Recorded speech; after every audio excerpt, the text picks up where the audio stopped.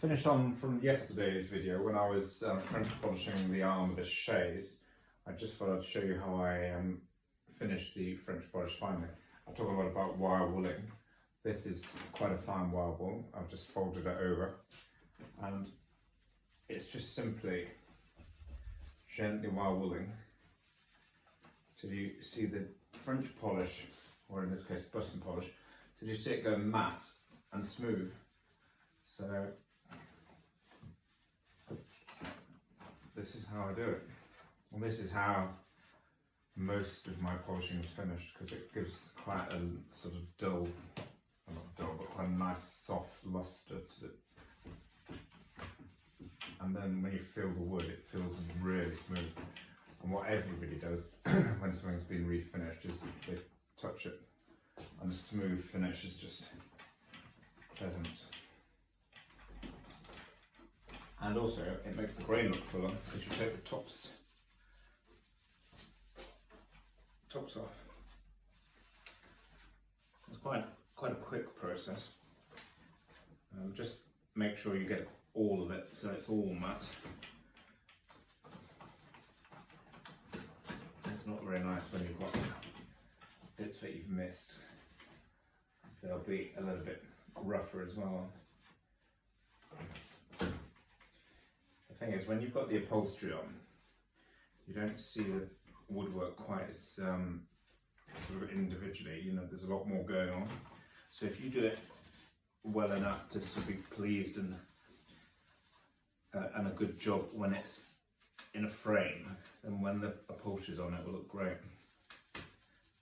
And good woodwork just shows off the upholstery properly. So.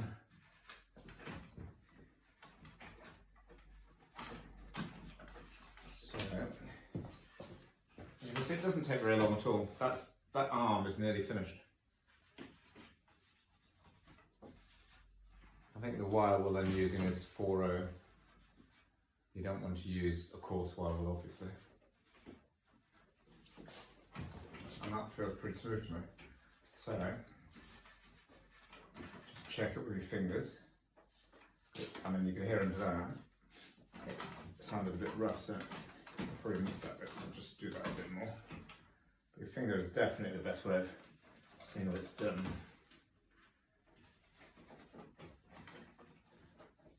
I used to employ quite a few different people, and I would come into the workshop and I would just touch it and I'd instantly find the bit that was missed, they'd missed. It's just, must seem a bit annoying, but it's amazing how you find it with your fingers so easily. So that's the arm. Blow away the loose wire wool. I think that's fine. So what I do now is go out to wax. I've got a tin of Harrell's dark wax. And that's the wax I used. I've got a big paintbrush which I put it on with. Just means you get into all the carving really easily. It's quite a pleasant thing to do, really. It's always nice because it's the last thing you do, so you can really see how the pieces sort of turned out.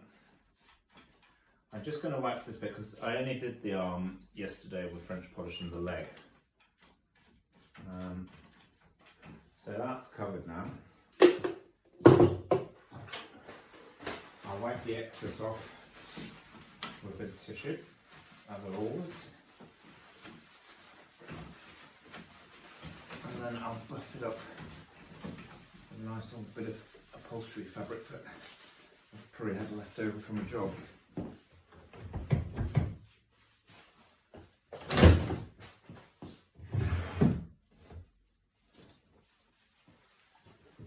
There we go, a nice little piece of chenille.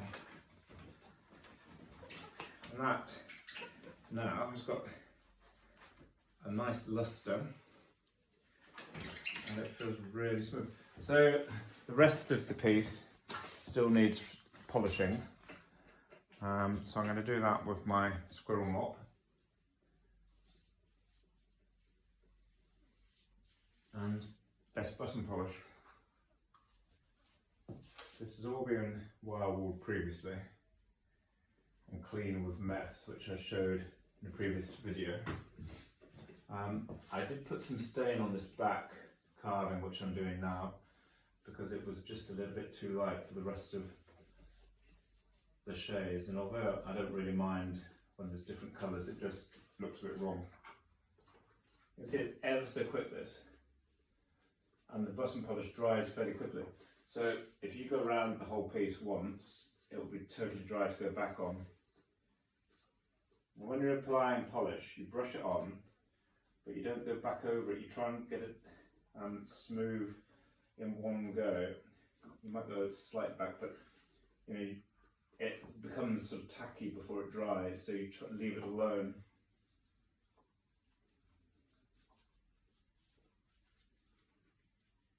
It's the wood comes out nicely. You can see it beginning to shine. Moulding along the front always looks great when you put quite a lot of polish on it, and then wire wool it just sort of really offsets when the fabric comes down against the mahogany. It looks lovely.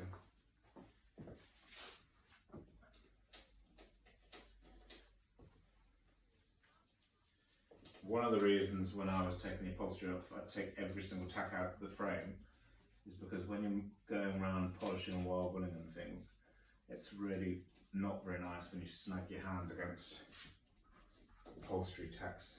And the other thing is, if you're not careful, if they're not removed, they might come through the next upholstery, and that also is very unprofessional. So go around the back. So that's nearly one coat on the whole thing. I'll put 3 coats of French polish like this, button polish. Don't forget the legs. Make sure you get right inside underneath the chaise. You might not see it, but there's nothing worse than when you turn it over. I mean, to put it in a customer's car or anything, and it just looks shabby underneath. So I like to do the underneath as well as the top. It's just nice to take pride.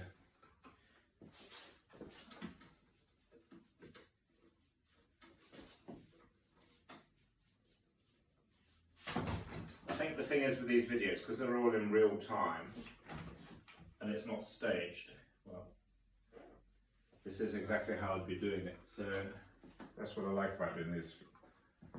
I'll go over the back. I'm going to put quite a lot on the back rail, the back carving, because I took quite a lot of the finish off, so the grain's a bit empty.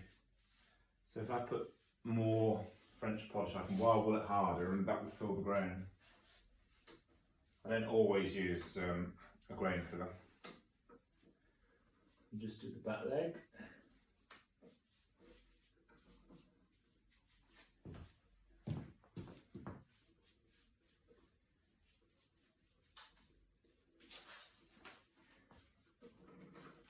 The other thing is, I always put the work up on trestles.